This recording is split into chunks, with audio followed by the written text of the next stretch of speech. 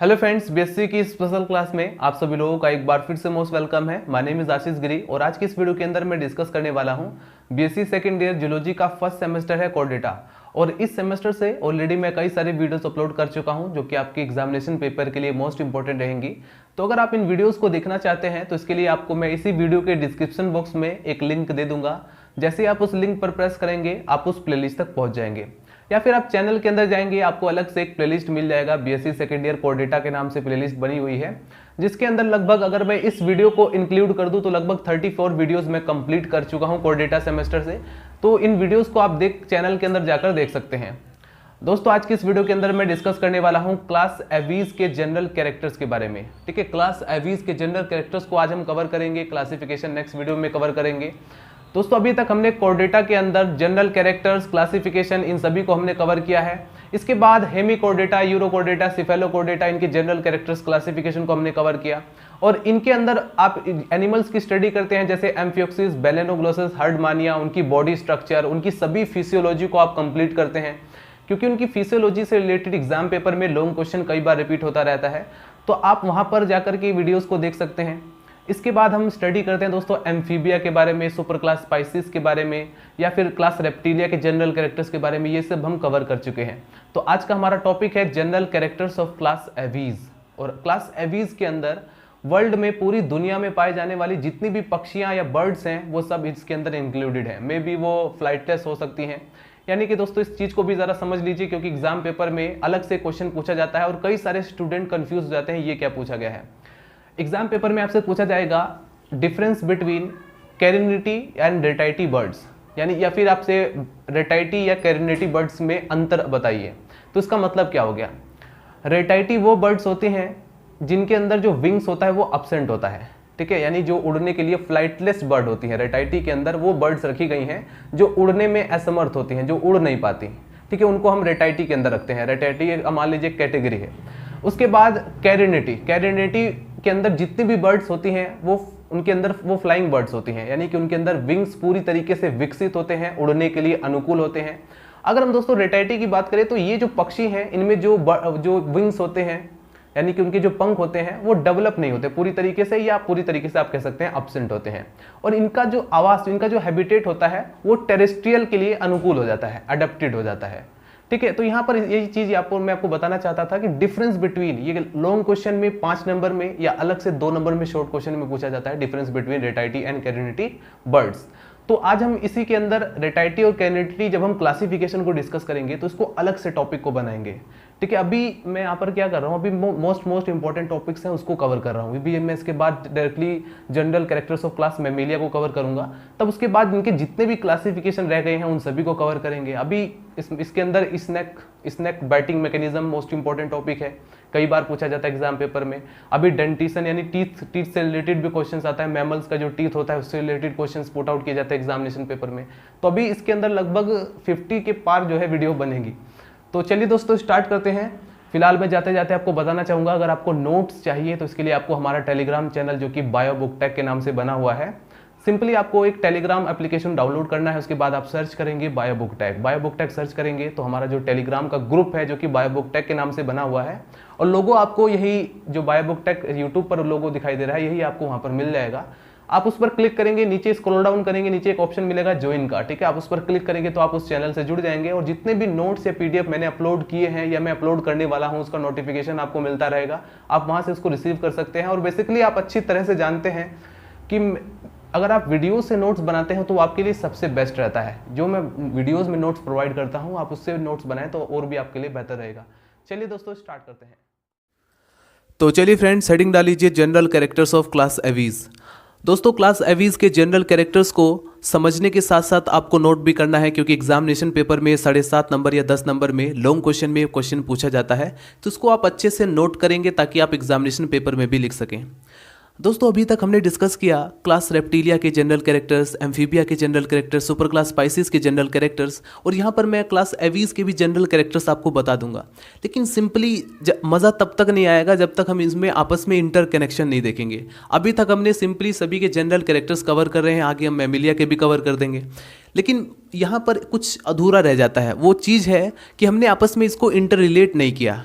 और मज़ा वहीं पर आएगा, क्योंकि हमारा जो मेन पर्पस है वो है इंटरकनेक्शन। हमें एनिमल्स को समझना है, तो हम कैसे समझेंगे? अगर आप ऑर्गिन या इवोल्यूशन को देखना चाहते हैं तो आइए बढ़ते हैं कहाँ पर। सबसे पहले हमें चलना पड़ेगा सुपर क्लास स्पाइसीज के पास। चीज़ों को समराइज करते हैं एक बार फिर से, सिर्फ 1 मिनट लगेगा। देखिए दोस्तों, सुपर क्लास स्पाइसीज के अंदर हमने देखा फिशेज रखी गई हैं। वहाँ पर एनिमल जो था वो वाटर के लिए पूरी तरीके से अडेप्टेड था, यानी कि वाटर यानी कि जल के अंदर पूरी तरीके से राज करने वाली मछलियाँ। अब धीरे धीरे जब हम धरती पर आए, यानी कि अब वो जो सुपर क्लास स्पाइसीज के अंदर जो फिशेज थी उनमें से समझ लीजिए जैसे वो धरती पर आए तो इसमें क्या हुआ, अब आया क्लास एम्फीबिया। यानी कि जो क्लास एम्फीबिया के एंसेस्टर कौन है? Super class species.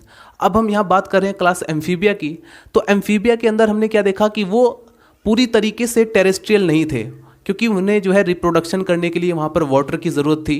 तो वाटर यानी कि वो पूरी तरीके से वाटर पर भी डिपेंड थे और टेरेस्ट्रियल, यानी कि इसलिए उनको कहा गया एम्फीबिया। ठीक है, एम्फी मतलब बोथ, दोनों तरह के हैबिटेट के लिए, हैबिटेट उनके लिए ज़रूरी था, वाटर भी ज़रूरी और लैंड पर भी वो आ ही चुके थे। यानी कि कुल मिला जुलाकर हम एम्फीबिया यानी कि सुपर क्लास स्पाइसीज से एम्फीबिया तक बढ़े, तो जो एनिमल्स हैं उन्होंने धरती पर कदम रख दिया था।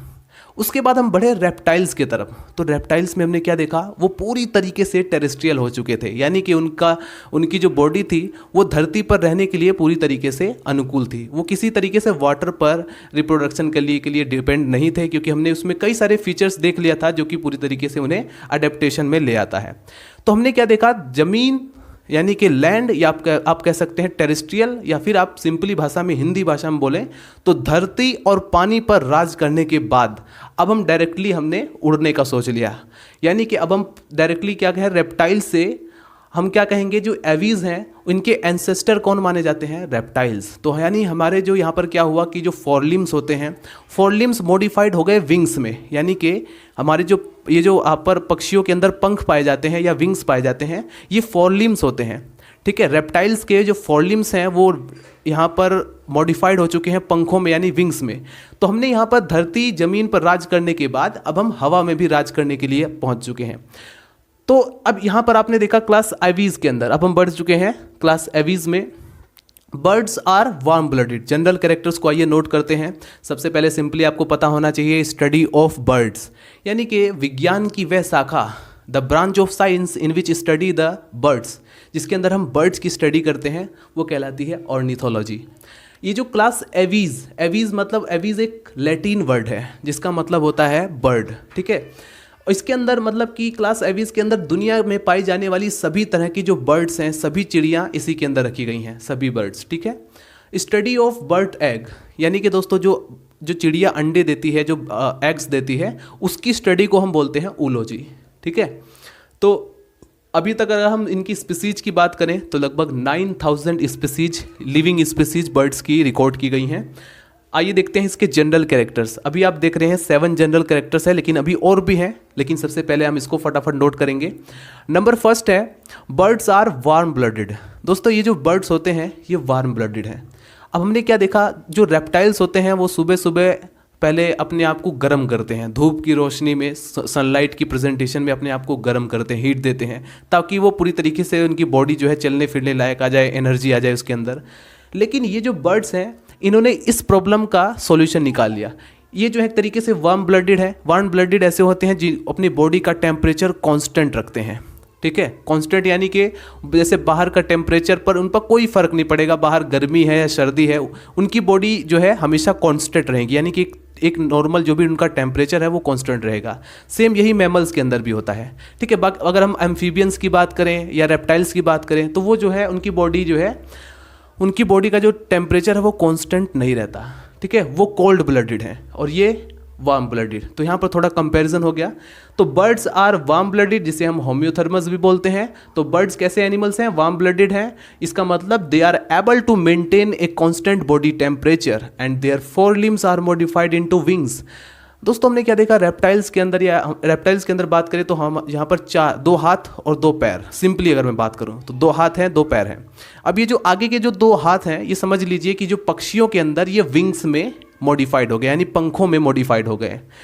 अगर आप देखिए तो जो पक्षी होते हैं, जो बर्ड्स होते हैं, उनका बॉडी का प्रत्येक ऑर्गन या पार्ट जो होता है वो उड़ने के लिए, यानी कि फ्लाइंग करने के लिए पूरी तरीके से अडेप्टेड होता है। हर चीज़ें, अगर आप उनकी हड्डियां देखें तो वो न्यूमेटिक होती हैं, न्यूमेटिक बोन्स पाई जाती हैं, यानी कि उनके अंदर, उनकी हड्डियों के अंदर बोन मैरो होता ही नहीं है, बिल्कुल खाली होता है और उसके अंदर हवा भरी होती है।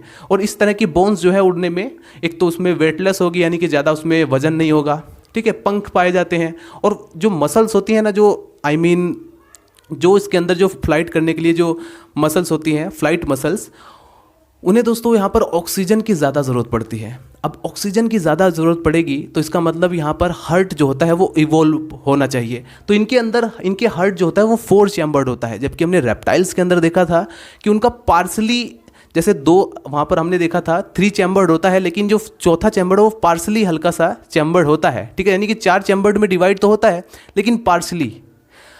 एम्फीबियंस की बात करें तो उनके अंदर तो 3 चैम्बर पाए जाएंगे। रेप्टाइल्स के अंदर देखें तो वहाँ पर लगभग 4 चैम्बर प्रेजेंट होता है, लेकिन पार्शियली होता है, एक में थोड़ा सा वहाँ पर गैप प्रेजेंट होता है, तो इसलिए हम कहते हैं वो कंप्लीटली नहीं, चैम्बर कंप्लीटली 4 चैम्बर्ड में डिवाइड नहीं होता। लेकिन अगर आप आ जाएं बर्ड्स के अंदर या मैमल्स के अंदर, तो इनके हार्ट कंप्लीटली 4 चैम्बर्ड में डिवाइड होता है, 2 ऑरिकल्स एंड 2 वेंट्रिकल्स में। अभी हम कहाँ पर थे? Birds are warm-blooded homeothermous animals and they are able to maintain constant of body temperature. Their forelimbs are modified into wings. इनके जो forelimbs होते हैं, यानी कि आगे के जो limbs हैं वो wings में modified हैं। And most of them can fly except flightless bird. यानी कि most of them can fly, यानी कि इनमें से लगभग, मैंने कहा कि इसमें 9000 स्पीसीज अभी तक रिकॉर्ड की गई हैं, तो उनमें से ज़्यादातर जो मोस्टली हैं वो फ्लाई करने में एबल है, यानी कि उड़ने के लिए पूरी तरीके से सक्षम है, एक्सेप्ट फ्लाइटलेस बर्ड। और कुछ फ्लाइटलेस बर्ड, जैसा कि मैंने आपको बताया, जो कि हैं रेटाइटी। रेटाइटी के अंदर जो फ्लाइटलेस बर्ड हैं उनको अगर छोड़ दिया जाए तो बाकी सब उड़ने के लिए सक्षम होती हैं। जैसे फॉर एग्जांपल ऑस्ट्रिक। ऑस्ट्रिक एक ऐसा फ्लाइटलेस बर्ड है जो कि उड़ नहीं पाता। Class aves has about 9000 species. बढ़ते हैं पॉइंट नंबर 2। इसमें देखेंगे the hand limbs are adapted to perching. इनकी जो, एक तो मैंने कहा फोर लिम यानी कि आगे के जो हाथ हैं, अब पीछे के जो तो पैर हैं उनको हम हैंड लिम्स बोलेंगे। अब ये जो हैंड लिम्स होते हैं ये अडेप्टेड होते हैं पर्चिंग के लिए। पर्चिंग क्या होता है? आपने देखा होगा चिड़िया जो तार पर बैठे होती है वायर्स पर, तो ऐसे पकड़ के ऐसे बैठ जाएगी, ठीक है, तो इसको कहा जाता है पर्चिंग। और पर्चिंग मैकेनिज्म पर 5 नंबर में लॉन्ग क्वेश्चन में, एग्जाम पेपर में कई बार क्वेश्चन पूछा गया है और ये मैंने इंपॉर्टेंट शॉर्ट क्वेश्चंस की लिस्ट में भी डाला है। तो पर्चिंग मैकेनिज्म को आप अच्छे से प्रिपेयर करेंगे, मैं बहुत जल्दी अपलोड भी करने वाला हूँ। So the hind limbs are adapted for perching, walking यानी चलने के लिए भी और स्विमिंग करने के लिए भी हेल्पफुल रहता है। Number 3 point, except uropygium gland, preen gland और oil gland at the base of the tail, जो कि टेल जो इनका फेदर्स होते हैं, जो पीछे वाला जो हिस्सा है बेस ऑफ द टेल यानी पूंछ के पीछे उनके बेस पर प्रेजेंट होते हैं, प्रीन ग्लैंड जिसे हम ऑयल ग्लैंड भी बोलते हैं। इनमें दोस्तों स्किन ग्लैंड अब्सेंट होती है, बाकी ये जो प्रीन ग्लैंड और ऑयल ग्लैंड प्रेजेंट होती है। लेकिन अगर हम बात करें ऑस्ट्रिक और पैरट की तो इनमें ऑयल ग्लैंड्स अब्सेंट होता है। अच्छा, ये जो प्रीन ग्लैंड होता है ना, इससे एक ऑयल जैसा, ऑयल ग्लैंड क्यों बोलते हैं? क्योंकि इसमें एक ऑयल जैसा एक पदार्थ निकलता है और पक्षी वहीं पर जब पहले अपने चोंच पर जाकर के उस ऑयल को चिपका लेते हैं और फिर अपने पूरे फैदर्स पर अपने माउथ को इधर उधर हिलाएंगे, अपने बीक से पूरे फैदर पर उस ऑयल को जो है फैला देंगे। इससे फ़ायदा क्या होता है? अगर कोई बारिश आ रही है, ठीक है, बारिश का मौसम है, तो जो पानी उनके ऊपर पंखों पर गिरेगा तो उसे गीला नहीं कर पाएगा, वो डायरेक्टली नीचे गिर जाएगा फिसल के, क्योंकि वो पूरी तरीके से ऑयल, आपको पता है ऑयल और पानी का कनेक्शन कैसा होता है। सो उसके बाद बढ़ते हैं point number 4, the upper and lower जो। दोस्तों इनके जो जबड़े होते हैं वो मॉडिफाइड होते हैं बीक में, यानी कि चोंच में। आपने देखा वो भी टीथलेस चोंच, यानी कि उस चोंच में आपको दांत यानी कि टीथ नहीं दिखाई देंगे। एक बार फिर से रिपीट करते हैं, द अपर एंड लोअर जो, ऊपरी जबड़ा जो होता है और निचले जो जबड़ा होता है, दोनों के दोनों मॉडिफाइड होते हैं बीक में, चोंच में। और ये जो बीक होते हैं किसी भी चीज़ को फाड़ने में, जैसे कि मोटे से मोटी चमड़ी को फाड़ देते हैं, ठीक है। आपने देखा होगा, किसी वीडियोस को देखा होगा, कहीं ना कहीं आपके पास ज़रूर वीडियोस पहुंची होंगी कि किसी ईगल वगैरह होती हैं वो सांप को फाड़ देती हैं बीच में से। तो मतलब इनके जो चोंच होते हैं काफ़ी मजबूत होते हैं। जो मांसाहारी पक्षी होते हैं उनके चोंच इतना मजबूत होते हैं किसी भी चीज़ को फाड़ देंगे।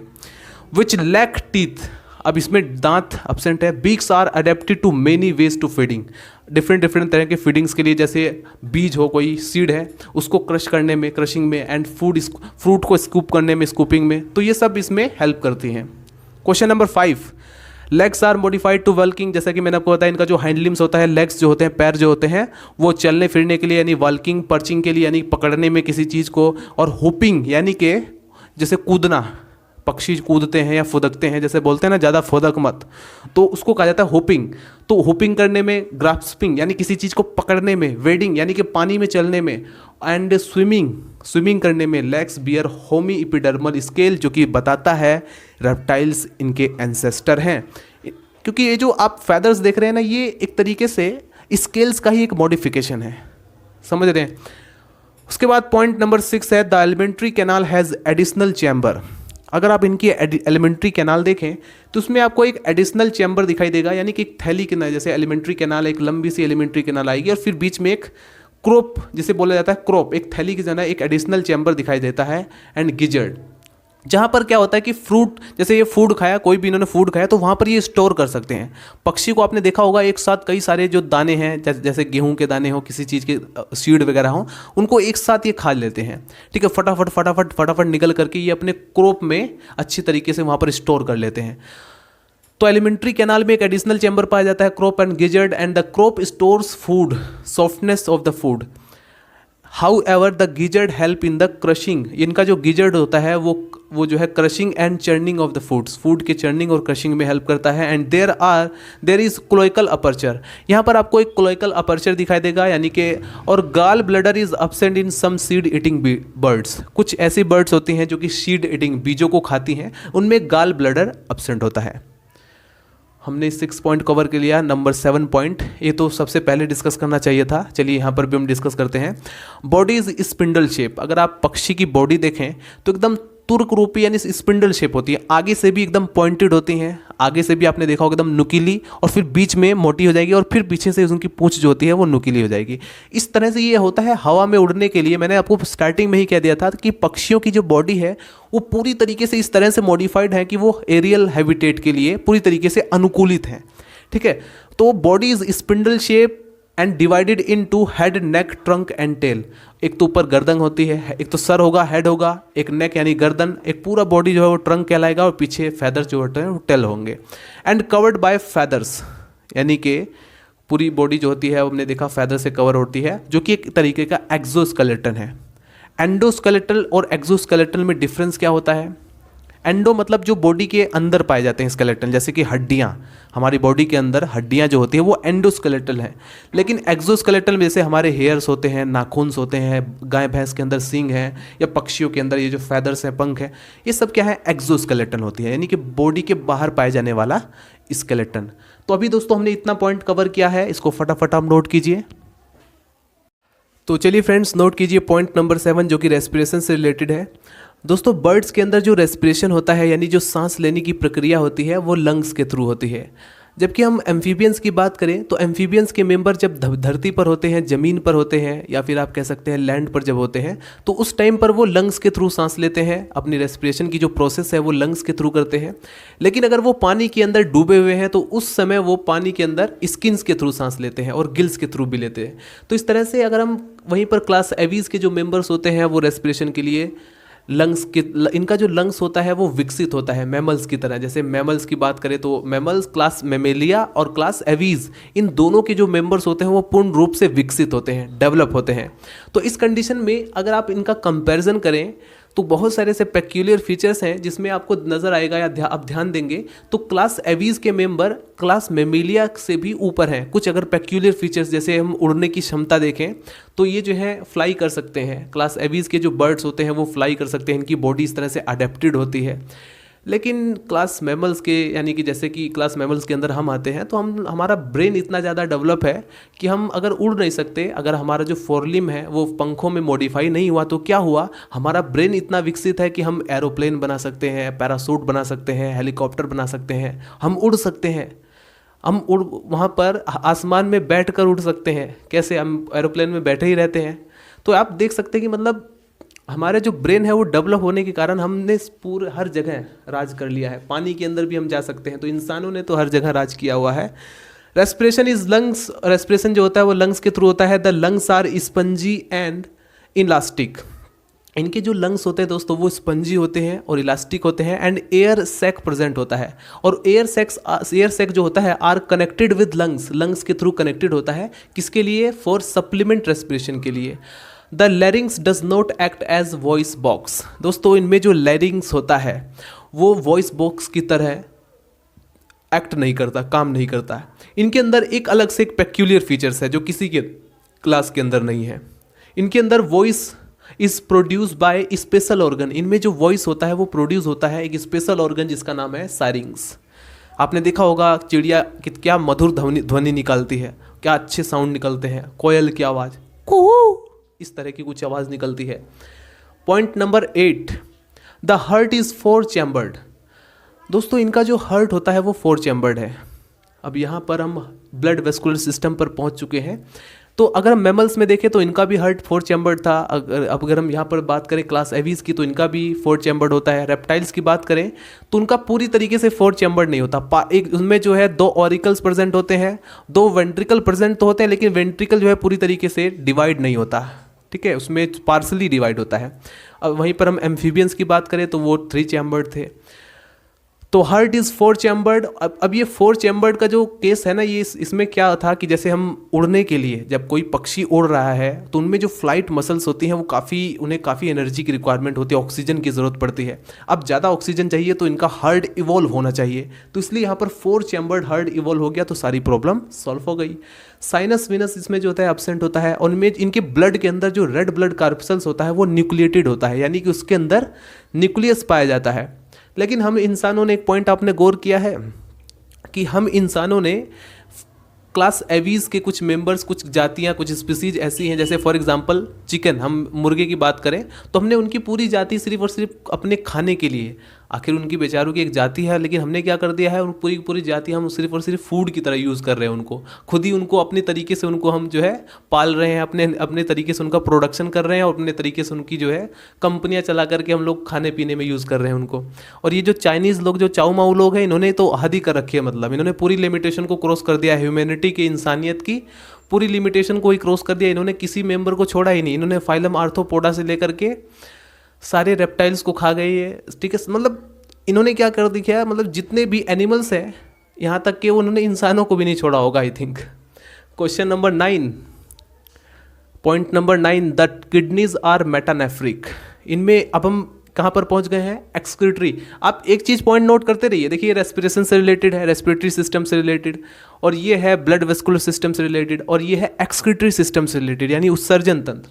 तो इनमें जो किडनीज होती है वो मेटानेफ्रिक होती है, which drains the nitrogen waste matter, chiefly uric acid. इनमें यूरिक एसिड, यानी कि दोस्तों ज़्यादातर आपको मेंबर्स जो हैं क्लास एवीज के अंदर वो यूरियोटोलिक होते हैं, यानी उनके एक्सक्रीटरी मटेरियल जो होता है वो यूरिया के फॉर्म में निकलता है। और into cloacal through a ureters, ये जो है क्लोइका से, यूरेटर से जो है अपने एक्सक्रीटरी मटेरियल को बाहर निकाल देते हैं, और यूरिनरी ब्लैडर इनके अंदर एब्सेंट होता है। उसके बाद point number 10, brain is better develop than that of reptiles. Reptile से इनका जो ब्रेन होता है वो ज़्यादा डेवलप होता है, और 12 पेयर ऑफ क्रेनियल नर्व्स इनके अंदर पाई जाती है, ठीक है। यानी कि समझदार होते हैं। जैसे उल्लू को देख लो, उल्लू इतना उल्लू नहीं होता जितना हम उसे उल्लू समझ लेते हैं। मतलब उल्लू की अगर हम बात करें, आउल की बात करें हैं, वो अपनी गर्दन को लगभग 270 डिग्री, हर डायरेक्शन में 270 डिग्री तक घुमा सकता है, रोटेट कर सकता है। तो मतलब उल्लू इतना उल्लू नहीं है जितना हम उल्लू समझ रहे हैं। उसके बाद आता है पॉइंट एक्स। अब यहाँ पर स्केलेटल सिस्टम की बात करें तो इनमें जो एक्सोस्केलेटल सिस्टम इज फुली ओसिफाइड होता है, यानी कि बोनी होता है, बोन्स प्रेजेंट होते हैं, ठीक है। ये जो आप देख रहे हैं ये है एंडोस्केलेटल सिस्टम। एक्सोस्केलेटन फेदर्स, पंख या विंग्स के रूप में होते हैं, या बीक के रूप में आप कह सकते हैं। लेकिन एंडोस्केलेटल सिस्टम यानी शरीर के अंदर जो स्केलेटन है वो बोनी होता है, हड्डियों का बना होता है। And the long bones are hollow, और इनकी जो बोन्स, हड्डियां होती हैं वो अंदर से खोखली होती हैं और उसमें हवा भरी होती है, एयर भरा होता है, तो एयर कैविटीज प्रेजेंट है। इस तरह की बोन्स कहलाती है न्यूमेटिक बोन्स, जो कि मॉडिफाइड होती हैं उड़ने के लिए। ये उड़ने में, यानी कि अगर सपोज करो अगर उसमें कोई बोन मैरो नहीं प्रेजेंट होगा तो उसमें वजन नहीं होगा, हवा भरी है, तो यानी उड़ने के लिए पूरी तरीके से अनुकूल रहता है। जैसे मेरे हाथ है, वे 3 साल से ऐसे ही चलते रहते हैं, अनुकूल हो गए हैं इस चीज़ के। टू रिड्यूस वेट, और अब सपोज मैंने कहा इसमें बोन मैरो प्रेजेंट नहीं है तो रिड्यूस, इनका वेट जो है वो रिड्यूस हो जाएगा, घट जाएगा। There is no bone marrow and इनका जो स्कल होता है वो मोनोकोंडाइलिक होता है, यानी कि सिर्फ वन ऑक्सीपिटल कोंडाइल प्रेजेंट है। अगर दो होता तो आप क्या कहते हैं, डाइकोंडाइलिक आप बोलते हैं। Point number 12, female has usually well developed single left ovary and oviduct. दोस्तों इनमें जो फीमेल्स होती हैं बर्ड्स के अंदर वो पूरी तरीके से विकसित होती हैं, वेल डेवलप होती हैं, single left ovary and oviduct present होता है। और इनमें इफ़ द राइट ओवरी, देखिए लेफ्ट ओवरी इसमें प्रेजेंट है, अगर राइट ओवरी प्रेजेंट है तो वो वेस्टिगल होगी, and oviduct are present they are vestigial, यानी कि नॉन फंक्शनल, वो नॉन फंक्शनल होगा, कोई काम नहीं होगा उसका, क्योंकि वो एक समय पर उसका काम था लेकिन अब नहीं है। ठीक है, वेस्टिगल ऑर्गन्स ये हम पढ़ेंगे BSc second year animal distribution का जो सेमेस्टर है उसके अंदर ही पढ़ेंगे। वेस्टिगल ऑर्गन मोस्ट इंपॉर्टेंट है और काफ़ी मज़ा आएगा इस चैप्टर को कवर करने में। पॉइंट नंबर है 13, many birds are show sexual dimorphism. कई सारे ऐसे बर्ड्स हैं जो कि सेक्सुअल डायमॉर्फिज्म आप पता ही नहीं लगा सकते, कई सारे बर्ड्स में तो आप देखकर ये पता ही नहीं लगा सकते कौन सा मेल है कौन सा फीमेल है, लेकिन बहुत से में पता चल जाता है। ऑल बर्ड्स आर ओविपेरस, सभी के सभी अंडे देती हैं, लाइक रेप्टाइल्स, और रेप्टाइल्स की तरह birds lay cleidoic eggs which are macrolecithal and calcareous. जैसे आपने देखा रेप्टाइल्स के जो अंडे थे वो बाहर के इन्वायरमेंट को, यानी कि उनके ऊपर हमें पता है कि एम्ब्रोनिक मेम्ब्रेन प्रेजेंट है, कोरिन प्रेजेंट है, एमनियोन प्रेजेंट है, एलेंटोइस प्रेजेंट है, तो मतलब बाहर की जो टेम्परेचर होता है उसका ज़्यादा इफेक्ट नहीं होता है। ठीक है, यानी कि बाहर के टेम्परेचर को झेल जाते हैं, ऐसे इस तरह के अंडे होते हैं। तो उसको कहीं पर भी किसी भी ज़मीन पर रख दिया कोई भी नुकसान नहीं होगा। लेकिन अगर आप एम्फीबियंस के अंडे को अगर आप स्थल पर रख दें यानी ज़मीन पर रख दें तो वो बेकार हो जाएंगे, उन्हें सिर्फ वाटर की ज़रूरत पड़ती है। तो इसी तरह से हम एवीज और रेप्टाइल्स के अंडे की बात करें तो many birds show sexual dimorphism में कवर हो गया। ऑल बर्ड्स आर ओविपेरस, सभी बर्ड्स जो होती है वो अंडे देती है, like reptiles birds lay cleidoic eggs which are macrolecithal and calcareous and 4 embryonic membrane chorion, amnion, allantois and yolk sac इसमें प्रेजेंट होता है, फॉर्म होता है। The birds are most beautiful among the animals, सभी एनिमल्स में आपने देखा होगा बर्ड्स सबसे ज़्यादा सुंदर ब्यूटीफुल होती हैं। और इनमें कई सारे ऐसे बिहेवियर जैसे टेरिटोरियल बिहेवियर, या फिर हम बात करें ये जो है नेस्ट बिल्डिंग, यानी कि घोंसला बनाती हैं अपने जो अंडे होते हैं उनके लिए घोंसला बनाती हैं।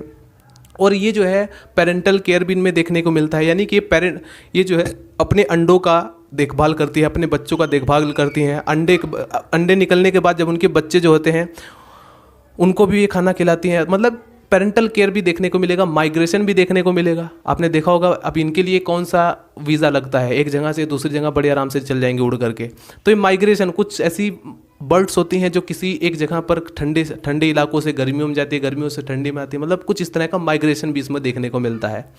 तो ये था दोस्तों general characters of class aves, जिसके अंदर हमने देखे इनके फीचर्स, इनके ये जो है अगर एग्जाम पेपर में आता है तो 5 नंबर में या 10 नंबर में आता है।